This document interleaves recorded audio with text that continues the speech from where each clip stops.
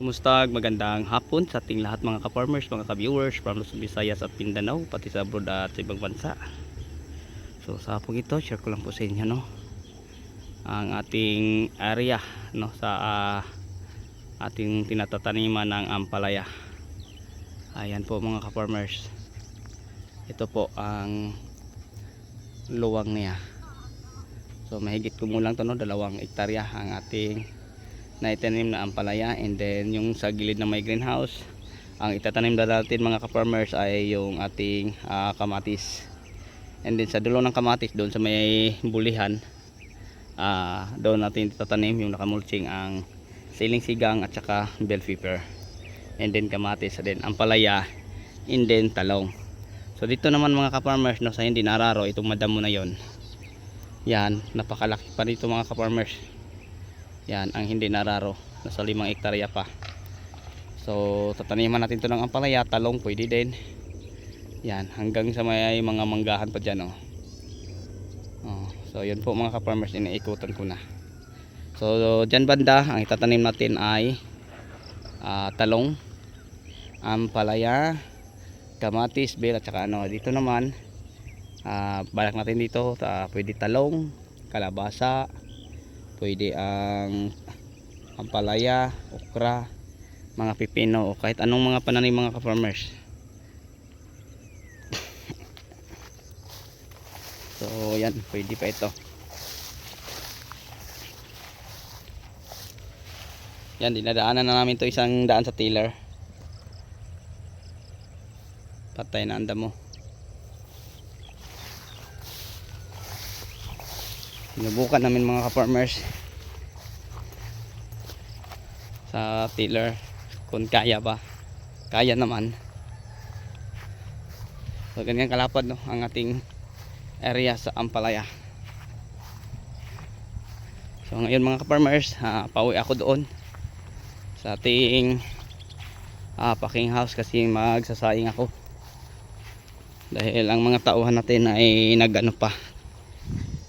naghagis pa ng lupa sa puno po ng ampalaya.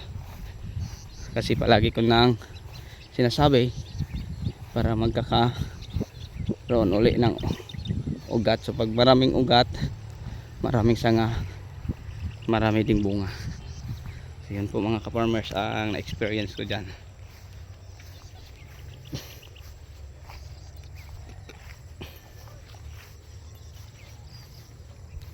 So ito ang kabuuang lapad sa ating area sa ampalaya. At ito pa man ang hindi nararo.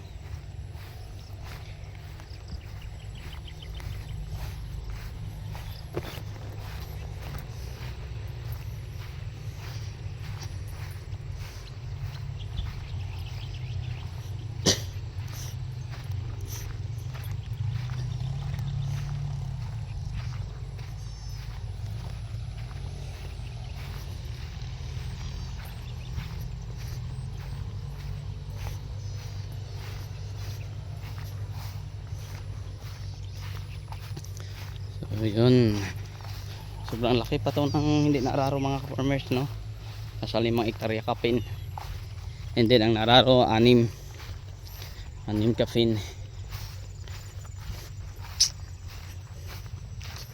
So pauwi tayo doon sa ating packing house o sa ating greenhouse.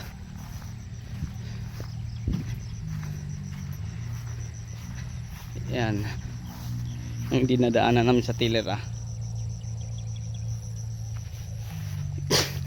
Yan, dami pa namin poste din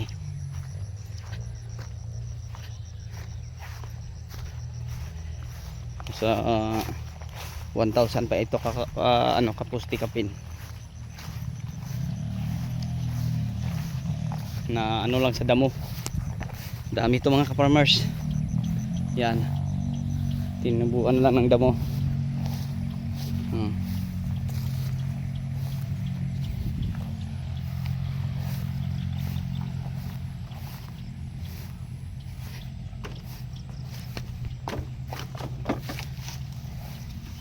Sobrang dami pa. So yan ating area na hindi pa naararo. And then yung naararo na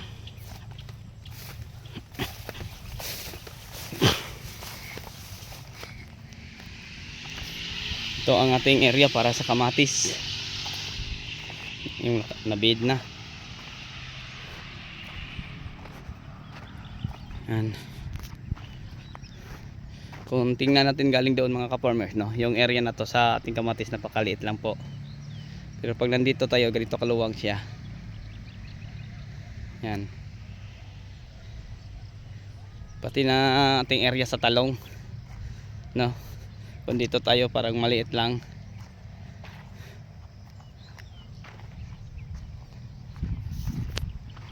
So sa bandang dulo din mga ka-farmers, nakamulching na ang ating area para sa siling sigang.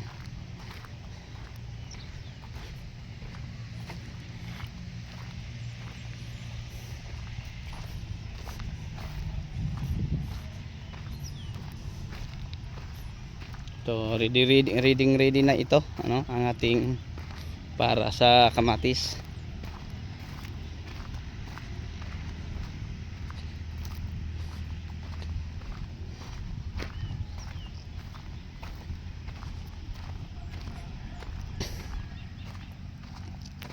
Yung sobrang lakas ang ulan, ganito ang nangyari.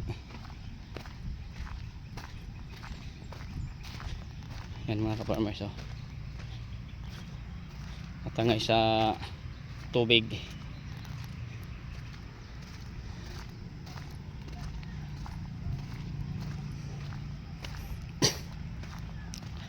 So nakamulching na dyan mga ka-farmers.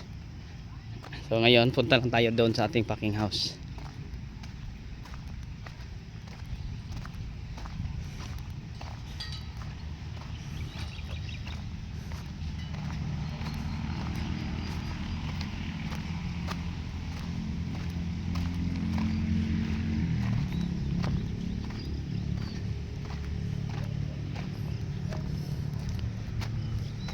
So yan ang ating greenhouse mga ka-farmers. Marami na po tayong punlang kamatis. So yung kamatis natin 19 days na. Ang ating talong may 18 days, may 21 days. Yan na po sila, oh.